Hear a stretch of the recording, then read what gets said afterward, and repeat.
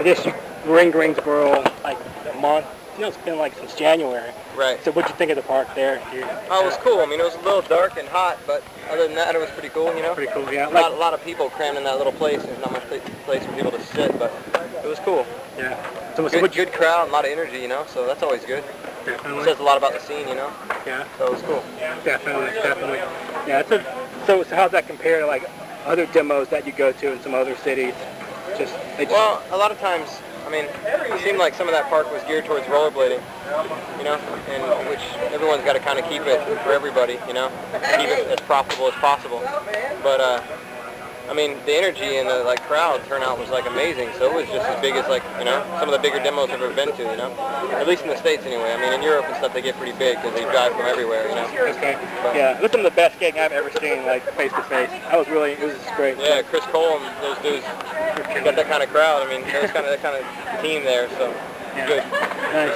So you talked to me a little bit about putting the cross on your board. Can you kind of tell me that story, how that evolved on the first board, just how you decided to just go ahead and do that? Well, I don't know, I'd always just used graphics for my boards, things that I was into, and whatever I thought was cool at the time, And I really a big change happened in my life, and I started realizing that just promoting, whatever I was promoting, paled in comparison to something as life-changing as giving your life to Christ. And so in that aspect I started thinking well, man, what better image could I put on a skateboard to represent what message I want to get across? And so that was it. And then a lot of people told me I shouldn't do it because it wouldn't sell and whatnot, and I was like, well, that's all right, it'll just be one of my 3 boards, and I'm not real concerned. It's just that people see it and they read the message, and you know what I mean, it's worth something. And then it actually ended up there being a big response to it. It was kind of crazy, a lot different than what people expected. So I don't know, it was cool. And then we had it for a while, and then we did a different series, and I did it. One of the other guys wanted to do something kind of completely in contrast to it, and rather than just doing that to confuse people, I made a Good versus Evil series, and we did that. So if he wanted to do something in contrast, I wanted it to tie in with the company for some reason, not just confuse everybody what is Zero, Christian base or this base or whatever. So I wanted to let people know that it's basically an extension of each pro, and they can do whatever they want, and that's kind of what we've been doing, All right. So everyone has their story about how they started skating. I mean, what's your story? What got you started? Well, I grew up in Alabama, and then my father, when I was in 6th grade, moved to Florida. He got transferred, and when I moved to Florida, everybody skated in Florida. It was the cool thing to do in late 80s, 87.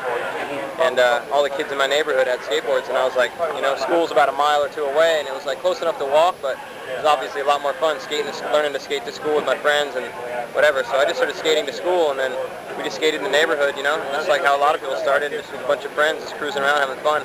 We didn't know anything about that there was other people that skated. We just thought we were what I mean? Yeah. I didn't know about magazines or anything, so it was fun. It was really genuine, just skateboarding, so it was cool. Then my parents moved back to Alabama a few years later, and I just kept with it. So how did it evolve until you getting sponsors and then going pro? Well, I started traveling at about 16. I started going to local contests and stuff around Alabama and Florida and Atlanta and Macon, Georgia and stuff. And as I started going around the contests, you start to see how you compare to other people in the local scene, and I won a few contests and stuff, so it kind of gave me positive reinforcement that I could get better at it, and I could maybe even make something out of it, And I was having a tough time in the South, fitting in at school and whatever, so skateboarding really felt like it fit in for me, and so I just kept working at it and kept striving at it, and then eventually when I got old enough, I was just had my sights on California, that's where I needed to go to at least give it a shot. And I never really thought about if it would fail or not. I just said, oh well, this is the next step in my life. School doesn't fit right now, so I'm going to California. So I went to California and tried to make it work, and the Lord blessed me and it worked out. So.